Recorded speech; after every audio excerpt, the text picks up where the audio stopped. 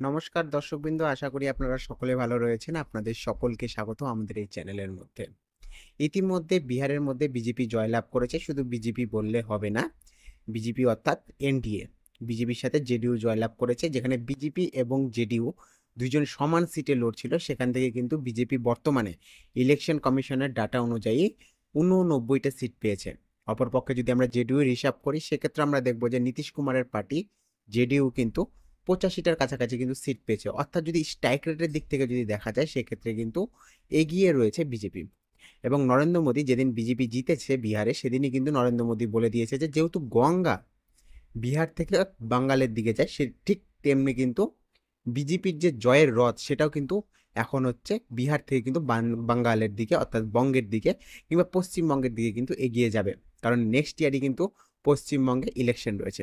শুধু পশ্চিমবঙ্গে ইলেকশন নয়, পশ্চিমবঙ্গের সাথে আসামে ইলেকশন রয়েছে, কেরালায় ইলেকশন রয়েছে, তামিলনাড়ুতে ইলেকশন রয়েছে এবং আরেকটা জায়গায় ইলেকশন রয়েছে, সেটা হচ্ছে পদুচেরিতে। তো এসব জিনিস তো হতে থাকবে, কারণ সবচেয়ে বেশি বিজেপির টার্গেট যে জায়গাটা রয়েছে সেই জায়গাটা হচ্ছে পশ্চিমবঙ্গ। কারণ পশ্চিমবঙ্গের মধ্যে লোকসভা সিটও অনেকগুলো রয়েছে। এছাড়া পশ্চিমবঙ্গের একমাত্র জায়গা যেখানে হচ্ছে তৃণমূল কিন্তু নিজের শক্তপোক্তভাবে রয়েছে। এছাড়া যদি দক্ষিণে যদি দেখি, দক্ষিণেও তামিলনাড়ুতেও বিজেপির গভর্নমেন্ট নেই এবং বিজেপি সেখানে আসবে বলেও কিন্তু সেখানে বোঝা যায় না, কারণ উত্তর ভারতে কিন্তু বিজেপির সবচেয়ে বেশি শক্তিশালী জায়গাগুলোকে দখল করে রেখেছে। দক্ষিণবঙ্গের রাজনীতির দিকে আমরা যাব না, আমরা যাব পশ্চিমবঙ্গের রাজনীতির দিকে। পশ্চিমবঙ্গের রাজনীতির দিকে আমরা কেন যাচ্ছি? পশ্চিমবঙ্গে পরের বছর ইলেকশন রয়েছে এবং বিজেপি যে হারে বলছে যে আমরা নেক্সট পশ্চিমবঙ্গে জয়লাভ করব, কিন্তু এখনো পর্যন্ত কিন্তু রাজনৈতিক বিশ্লেষকদের যেটা মত যেটা রয়েছে সেটা হচ্ছে যে বিহার এবং বাংলা দুটো কিন্তু এক জায়গা নয়। বিহারে বিজেপি যতটা শক্তিশালী, বাংলায় কি বিজেপি ততটা শক্তিশালী? বিজেপিতে যেসব নেতা বিহারে রয়েছে, বিহারের মধ্যে যেসব শক্তিশালী বিজেপি নেতা রয়েছে, ঠিক তেমনি শক্তিশালী নেতা কি পশ্চিমবঙ্গে রয়েছে? বিহারের মধ্যে বিজেপির যে সংগঠন, সেই সংগঠন যতটা শক্তিশালী, বাংলায় কি সেই রকম শক্তিশালী সংগঠন রয়েছে বিজেপির? সেটাও কিন্তু একটা দেখার বিষয় রয়েছে। বিজেপির যেমন সিএম মুখ বিহারের মধ্যে রয়েছে, বিহারের মধ্যে তারা বলেছে যে আমরা নীতিশ কুমারকে সিএম করেই চলবো এবং বেসিক্যালি যে আমাদের যে ডিপটি সিএম রয়েছে, ডিপটি সিএম আমরা শকুনি চৌধুরীর ছেলে সম্রাট চৌধুরীকে কিন্তু করে চলবো। ওকে, এবার আমরা যদি দেখি পশ্চিমবঙ্গের ক্ষেত্রে, পশ্চিমবঙ্গে মুখ্যমন্ত্রীর মুখ কাকে করবেন? মুখ্যমন্ত্রীর মুখ কি শুভেন্দু অধিকারী হবে? শুভেন্দু অধিকারী কিন্তু মুখ্যমন্ত্রীর মুখ করলেও কিন্তু শুভেন্দু অধিকারী কিন্তু আরএসএস থেকে আসে না, কিংবা সে কোর বা একদম নিচু তলার কিন্তু বিজেপি পার্টিতে করে কিন্তু সে উপরে আয়নি। সে বেসিক্যালি তৃণমূল থেকে বেরিয়ে কিন্তু বিজেপিতে গিয়েছে। অপরপক্ষে যদি সুকান্ত মজুমদারকে দেখি, সুকান্ত মজুমদার কি শক্তিশালী হবে? এখনো পর্যন্ত আমরা সেই বিষয়ে কোনো খবর জানি না। দিলীপ ঘোষকে নিয়ে বিজেপি কি করবে? কিন্তু একটা জিনিস দেখা যাচ্ছে যে বিজেপি যেভাবে কম্প্রোমাইজ করেছে, ওকে, যেরকম সব জায়গাতে নিজের সঠিক সঠিক যে নেতৃত্ব রয়েছে সে, কিংবা সঠিক সঠিক যে টিকিট বিতরণ যেটা বিহারে করেছে, সেই টিকিট বিতরণ কি পশ্চিমবঙ্গে করতে পারবে?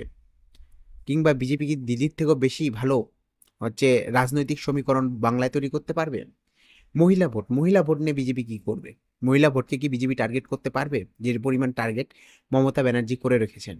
জেনজি, জেনজি বলতে আমাদের মতো ইয়ং ছেলেপেলেরা, তারা কাকে ভোট দিবে? ওকে, যারা হচ্ছে বেকার যুবক রয়েছে কিংবা এসএসসি মামলা রয়েছে, এই সব যে মামলা রয়েছে, এই সব মামলার মধ্যে যারা হচ্ছে বেসিক্যালি জড়িয়ে গিয়েছে, কিংবা জড়িয়ে বলবো না, যাদের ক্ষতি সবচেয়ে বেশি হয়েছে, তারা ভোট কাকে করবে? আমরা মুখে মুখে অনেকেই শুনে থাকি যে আমরা তো দিদিকে পছন্দই করি না, আমরা তো তৃণমূলকে পছন্দই করি না, আমরা তো বিজেপিকে পছন্দ করি। কিন্তু যখন ভোটের রেজাল্ট বেরোয় তখন আমরা দেখি কিন্তু তৃণমূল প্রচুর পরিমাণ ভোটে কিন্তু জিতে গিয়েছে। ওকে, লাস্ট ইয়ার হয়তো আমরা দেখেছিলাম যে লাস্ট যখন বিধানসভা ইলেকশন হয়েছিল 2021 সালে, সেইখানে কিন্তু আমরা দেখেছিলাম যে দিদি আজিয়া রয়েছে, দিদি কিন্তু, দিদিতে শুধু বলবো না, তৃণমূল কংগ্রেস কিন্তু 48%-এর কাছাকাছি ভোট শেয়ার নিয়ে এসেছিল। ওই জায়গা কিন্তু দেখা গিয়েছে বিজেপি ভোট শেয়ার নিয়ে এসেছিল প্রায় 38%-এর কাছাকাছি। কিন্তু সিটের যদি আমরা হিসাব দেখি, সিটের ক্ষেত্রে দেখা যাচ্ছিল যে বিজেপি ডবল ডিজিট ক্রস করতে পারেনি, 77টার কাছাকাছি বিধায়ক ছিল, এখন সেটা কমতে কমতে 65টার কাছাকাছি হয়তো রয়েছে। অপরপক্ষে যদি আমরা দেখি তৃণমূল কংগ্রেসের ক্ষেত্রে, তৃণমূল কংগ্রেস কিন্তু 200 পার করে ফেলেছিল। এবার কি করবে মমতা ব্যানার্জির? কি এটাই লাস্ট ইলেকশন? এরপরে কি মমতা ব্যানার্জি আরো ইলেকশনে লড়বে কিনা, সে বিষয় নিয়ে কিন্তু সন্দেহ রয়েছে। তো প্রথমে আসি বিজেপির ক্ষেত্রে, বিজেপি বাংলাতে কতটা পরিমাণ কিন্তু শক্তিশালী রয়েছে। বিজেপির মধ্যে দলের মধ্যে যে একটা কোন্দল রয়েছে, কিংবা দলের মধ্যে যে একটা ঝগড়াঝাটি রয়েছে, সেটাকে সলভ করবে কিভাবে বা সেটাকে শান্ত করবে কিভাবে? দিলীপ ঘোষ যেমন এক রণমূর্তি নিয়ে রেখেছে যে আমি কারো কথা শুনবো না, ওকে। অপরপক্ষে শুভেন্দু অধিকারী যে ভয়ের চোটে শুধুমাত্র এসেছে, যেটা প্রত্যেকটা জনগণ জানে। সারদা মামলা, নারদা মামলা এইসব মামলাতে ওপেন টাকা নিতে দেখা গেছে শুভেন্দু অধিকারীকে। সেই শুভেন্দু অধিকারী কিন্তু বিজেপিতে এসেছে, যেটা জনগণ কখনো মেনে নিচ্ছে না। যে জনগণ কখনো বিজেপির কোর হিসাবে কিন্তু শুভেন্দু অধিকারীকে মেনে নেয় না। কিংবা যারা বিজেপি দলটা এতদিন ধরে করে আসছে, তারা কি শুভেন্দু অধিকারীকে নিজের মুখ্যমন্ত্রী হিসাবে দেখে নিবে? সেটা একটা বিষয় রয়েছে। কার মুখ আগে করে বিজেপি লড়বে, এতটুকু 100% যে বিজেপিকে আটকানো খুব একটা মানে সহজ ব্যাপার হবে না তৃণমূলের ক্ষেত্রে। কেন সহজ ব্যাপার হবে না, সেটা বিষয় হচ্ছে তৃণমূল একটা শক্তিশালী পার্টি। ঠিক আছে, শক্তিশালী পার্টি ঠিক আছে, কিন্তু তৃণমূল একটা ক্ষেত্রীয় পার্টি কিংবা একটা রাজ্যের পার্টি। তাদের প্রেজেন্স অল ওভার ইন্ডিয়ার মধ্যে নেই, যেটা বিজেপির কাছে রয়েছে। বিজেপির যে একটা সমীকরণ তৈরি করে একটা ভোট জিতার জন্য কিংবা একটা বিধানসভা ইলেকশন জিতার জন্য, সেই রকম শক্তিশালী সমীকরণ কি তৃণমূল তৈরি করতে পারবে? অপরপক্ষে যদি আমরা দেখি পয়সার ক্ষেত্রে, কোন পার্টি সবচেয়ে শক্তিশালী পয়সার দিক থেকে, কিংবা কোন পার্টি একটা ইলেকশনে সবচেয়ে বেশি পয়সা দিতে পারবে, সেক্ষেত্রে কিন্তু অনেক ক্ষেত্রে তৃণমূলের থেকে কিন্তু এগিয়ে রয়েছে বিজেপি। ওকে। আমরা যদি বিহার ইলেকশনের মধ্যে দেখি, বিহার ইলেকশনে বিহার সবচেয়ে গরিব রাজ্য হিসেবে বিবেচিত হয় গোটা ভারতবর্ষের মধ্যে। তারপরেও আমরা কিন্তু দেখতে পাচ্ছি যে বিহারের মধ্যে প্রত্যেকটা নেতা কিন্তু হেলিকপ্টারে প্রচার করছে। আর সবচেয়ে বেশি বিহার ইলেকশনে খরচ যে পার্টি করেছে সেটা হচ্ছে বিজেপি। আর বিজেপি কোনো একটা রাজ্যে জিতার জন্য কিন্তু একবারে 0 থেকে শুরু করে 100% নিজের কিন্তু এফোর্ট লাগানোর চেষ্টা করে এই জেডিইউকে জিতানোর জন্য। ওকে। জেডিইউকে জিতানোর জন্য সবচেয়ে বেশি ফান্ডিং যারা করেছে সেটা বিজেপি। গোটা বিহারের মধ্যে যে ইলেকশন হয়েছে, সেই ইলেকশনের মধ্যে ফান্ডিং এর দিক থেকে যদি দেখা যায়, নাম্বার 1 পজিশনে কিন্তু দাঁড়িয়ে রয়েছে বিজেপি। তো সেখানে বিজেপিকে হারানো কিন্তু একটা খুব বড় কঠিন ব্যাপার হয়ে দাঁড়াবে কিন্তু তৃণমূলের কাছে। শুধুমাত্র তৃণমূলের কাছে একটাই প্রফিটের জিনিস আছে, যে বিজেপি এখনো পর্যন্ত মুখ তৈরি করতে পারেনি। অপরপক্ষে যদি আমরা দেখি সংগঠনের ক্ষেত্রে, সংগঠন কিন্তু বিজেপির কিন্তু পশ্চিমবঙ্গে অতটাও মজবুত নয়।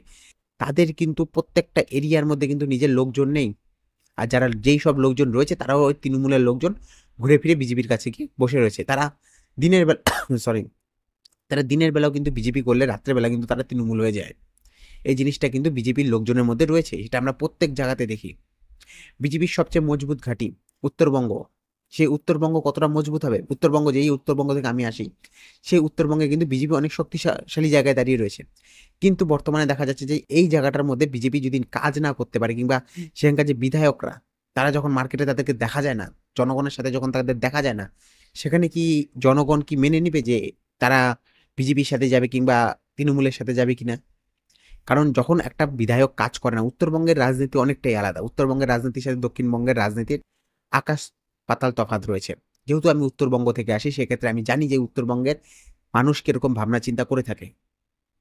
উত্তরবঙ্গে আপনি দেখবেন যে কোনো একটা বিধানসভা ক্ষেত্রে এইবার যদি বিজেপি জিতে, পরের বার দেখবেন যে সেখানে তৃণমূল জিতছে। ওকে। আপনি যদি শিলিগুড়ি দেখেন, মাটিগ্রাম, নকশালবাড়ি, তারপরে জলপাইগুড়ি ডিভিশন, এইসব জায়গাগুলো যদি দেখে থাকেন, সেখানে দেখতে পারবেন যে প্রতি বছর আলাদা আলাদা জন কিন্তু জিতছে। লোক শুধু বিজেপিকে পছন্দ করার জন্য কিন্তু উত্তরবঙ্গে লোক কিন্তু বিজেপিকে ভোট দেয়। তারা তৃণমূলকে পছন্দ করে না, সেজন্য কিন্তু তারা তৃণমূলকে ভোট দেয় না। ওকে।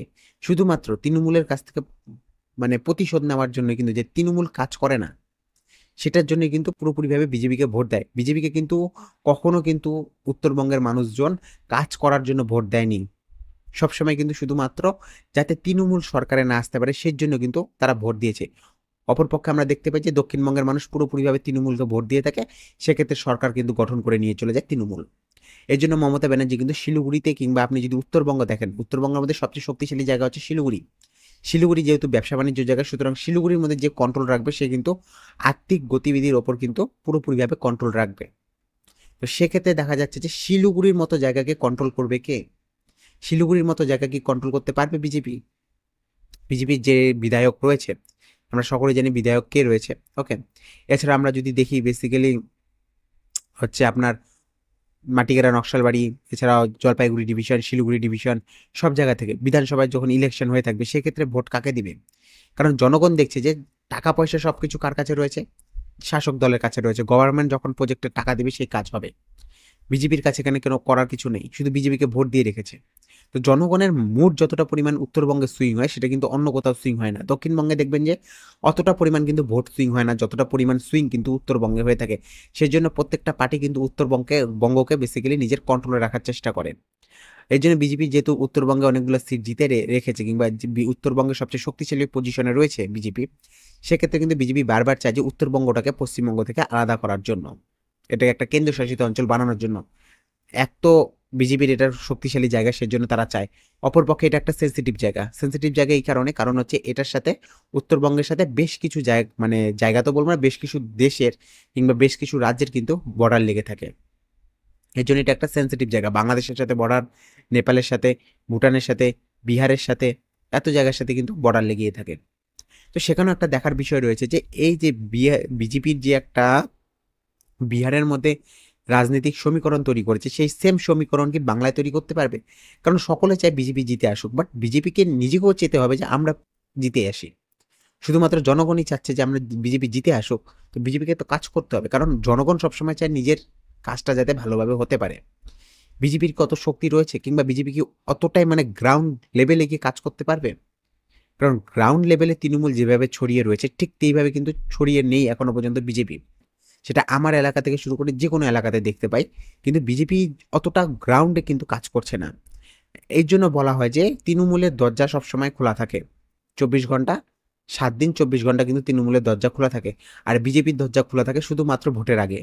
তো এই কারণে কিন্তু বিজেপি দেখবেন যে যতটাই হাইপ তৈরি করুক না কেন পশ্চিমবঙ্গে, গ্রাউন্ড রিয়েলিটিতে গেলে কিন্তু দেখতে পারবেন যে বিজেপি সেখানে কিন্তু নেই। এত কিছু কিন্তু এমনি আমরা বলছি না, আমরা এই বিষয় নিয়ে আরও আলোচনা করব, কিন্তু আজকের ভিডিওটা যেহেতু বড় হচ্ছে সেই বিষয় নিয়ে কিন্তু আমরা আরও আলোচনা করব। আপনারা আমাদের সঙ্গে থাকবেন, দেখতে থাকবেন আমাদের চ্যানেল। দেখা হবে আপনাদের সাথে অন্য একটা ভিডিওতে।